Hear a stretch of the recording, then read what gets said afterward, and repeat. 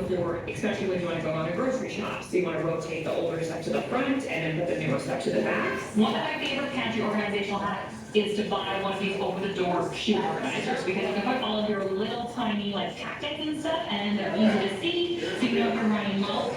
Finally, the playroom. So the toy room under the holidays can be absolute madness because we've just added more toys to a bigger mess usually. But my biggest tip for the playroom is to organize and cycle out your toys on a regular basis, probably about once a month. As you get into the habit of cycling the toys in and out of the playroom, you're going to notice what toys your kids actually play with. So when they start to not play with stuff, it's time to think about doing it.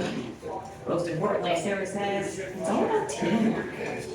Playing takes patience and perseverance, but if you have it, you can do it. Just back up the dumpster. Right? Here's an idea. Make it a family activity or turn it into a fun game, whatever you choose to do. Being in a clean, decluttered home is a good way to start the new year. Good luck, everybody. It's hard. Get ready to show your four-legged friends some extra attention. It is Happy New Year for Cats Day. Of course, who doesn't know that? And why shouldn't cats have their own New Year holiday? You can celebrate by pampering your cat, giving them some extra catness, or visiting a shelter and considering adopting a cat. And don't forget to wish your cat a Happy New Year. I'm not gonna do it. You're not doing it? Because you have that, right? Yes. And your cat knows that you love them. Of course. As much as the cat can, yes. You know, cats are like, just stay on my way. Yeah, right. Let me do my. Exactly. All right. But it's definitely our cat. He's sleeping somewhere in one of the 72 places that he sleeps in the house. Yeah, it's 10 o'clock outside, 35 degrees outside right now.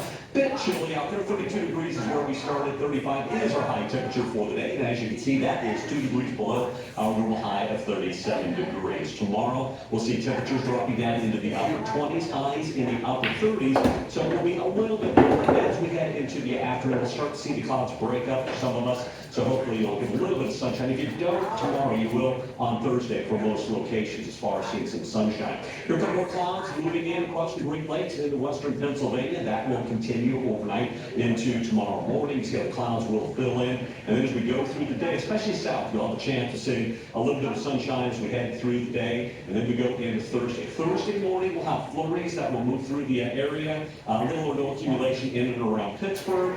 Maybe an inch up on the higher elevation, possibly 2. Here's new time, but then we'll break into the sunshine as we go later into Thursday. So that will be nice. And then we go into Friday. We'll keep it dry throughout the day on Friday. Now, we are tracking a storm that's out in the Pacific, going to be moving across the United States. And it's getting ready to come ashore, and as it does, it's going to move down to the south. We're keeping an eye on this one. It's not going to get to us until we get into next weekend. So this is going to be moving up. The question is this going to take a southern track, completely miss us, or is it going to go right up the coast? And then we could see some rain and snow out of this. So we will be keeping an eye on this as we head towards Saturday. Let's go ahead and take a look at tomorrow. 28 degrees for your low temperature, mostly cloudy on the chilly side. 38 degrees for your high tomorrow. And then we go into Thursday. Morning flurries, afternoon sunshine, 35. On Friday, dry and 36. Saturday and Sunday, that's when we'll be watching that storm that'll be tracking across the country. And next week, we have a chance of rain and snow on Tuesday.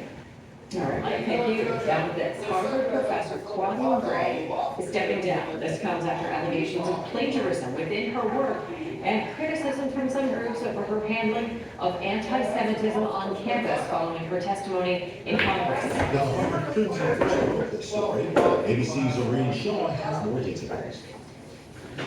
Harvard President Claudine Gay is resigning, writing in a statement, "It has become clear that it is in the best interests of Harvard for me to resign so that our community can navigate this moment of extraordinary challenge with a focus on the institution rather than any individual."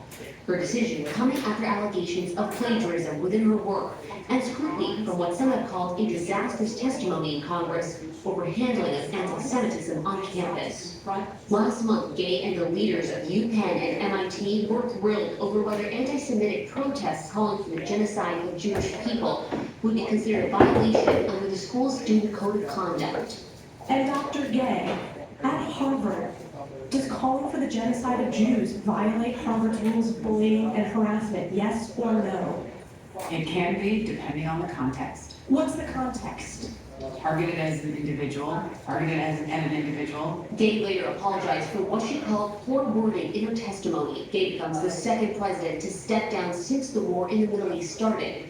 UPenn President Liz McGill resigned just days after the presidents testified in Congress. Gabe was the first person of color and first black woman to serve as president of America's oldest institution of higher learning, but her tenure was also the shortest, just 6 months. Zoria Shah, ABC News, Los Angeles. It was New Year's Day in 2023. Actor Jeremy Renner run over by a large snowplow. Still to come, the special moments as the Avenger star goes back to the hospital. How he thanked the staff that helped to save his life. And we have a closer look at some of the stories we're working on for Pittsburgh's Action News for tonight at 6. An attempt to buy CBD from a downtown Pittsburgh store turned into a fight. On New at 6, both witnesses and store employees are telling us about the violent encounter as 2 teens have been arrested.